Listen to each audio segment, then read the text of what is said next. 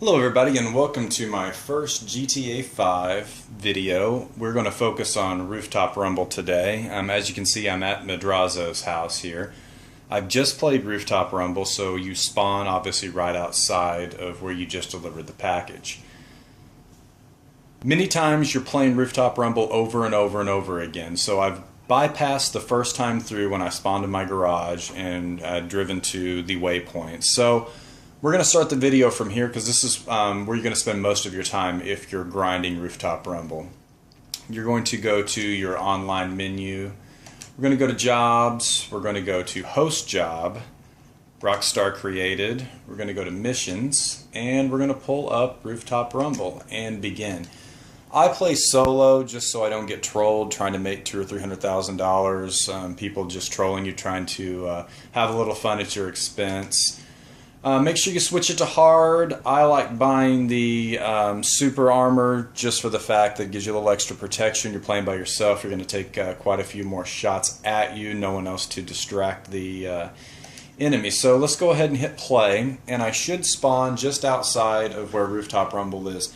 One main thing is if you get into your car to start this mission at Madrazo's, a lot of the times you will spawn at Madrazo's and have to drive all the way to the Rooftop Rumble waypoint.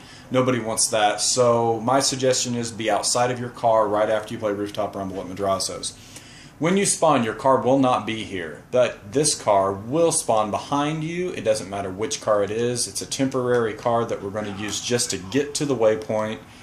And once we get there, we're going to call in our mechanic to bring us our car that will get us back to Madrazo's in the quickest fashion. When you pull up here, do not park in that parking lot I just drove through. You think it's a good place. A lot of YouTubers will park there because they have the free open area shot towards the garage. I don't like it. One other place that I see some YouTubers post is past those two guys around the corner. There's a hedgerow, and you can shoot some grenades in there, take some pot shots at the guys.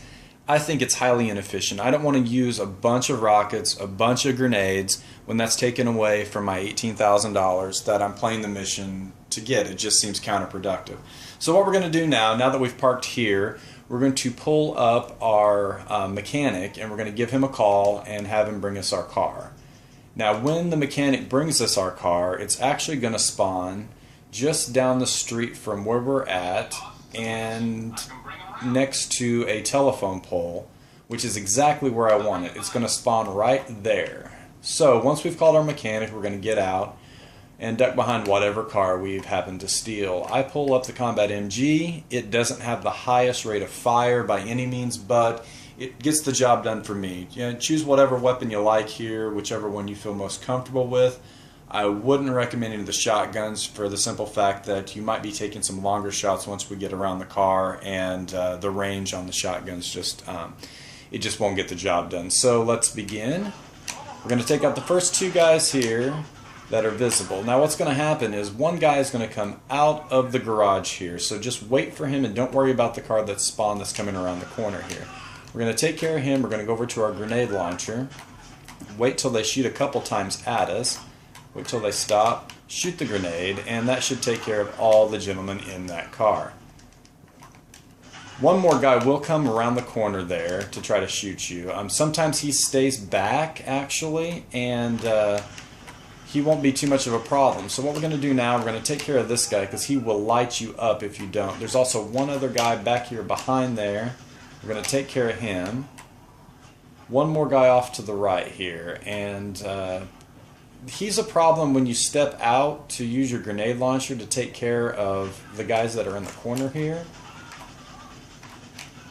And now that we've taken care of him, we're going to pull out the grenade launcher and we're going to light these guys up.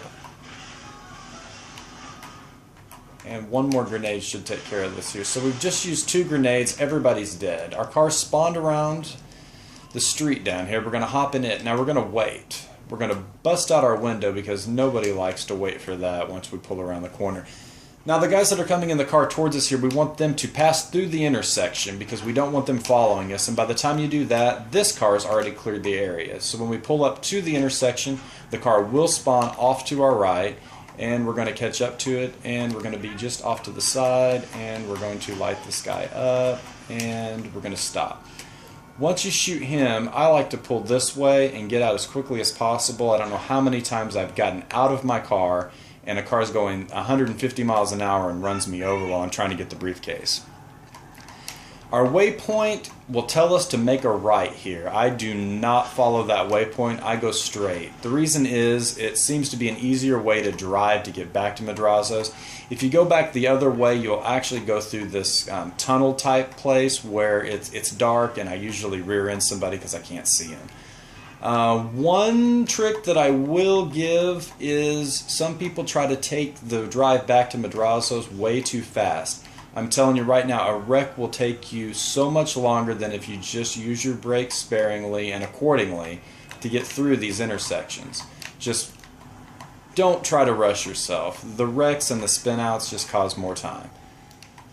So as we come back up through this way, there's going to be two jumps basically that will get you airborne. You can take the first one at a pretty good rate of speed, but don't be off to the right because there will be that tree. I've hit that tree many a time. The second time through on this jump here, cars will spawn off to your right. If you take that jump way too fast, you're just going to end up wrecking. Our waypoint will actually tell us to go past this concrete barrier and follow this road. Do not do that. You're going to want to make a left right here. There's always going to be cars through here, but I'm telling you, it will be quicker going this way. And usually I don't rear end anybody there. But then make this left where that concrete barrier is there. This will take you straight to Madrazo's. And this corner here can be tricky if you try to take it too quick. This corner here as well, but for some of the more experienced drivers, they can probably take this road pretty quick. There will not be any cars spawning on this road, so once you get to this point, you're home free. And then there we are at Madrazo's.